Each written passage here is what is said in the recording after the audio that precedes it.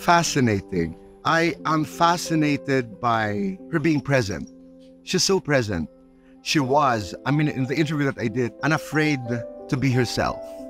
Ibig sabihin, may mga moments na sa kanyang narrative as a kid, she wanted some things, awkward stage to today when she's one of the biggest stars in the entertainment business in television. Unafraid about her contradictions. Believe ako dun. Kasi what is a narrative if the flow is always reasonable and logical? Doon ako believe sa mga narrative ng public figures, powerful people, celebrities, when they're able to embrace their uniqueness. Gusto ko ito noon, ngayon hindi na. Ito ang ginagawa ko noon, ito dito. I love that about her. That's why I describe my interview with her as fascinating. 2:00 na hapon po, Linggo, sa GMA 7, samahan niyo po kami sa My Mother, My Story.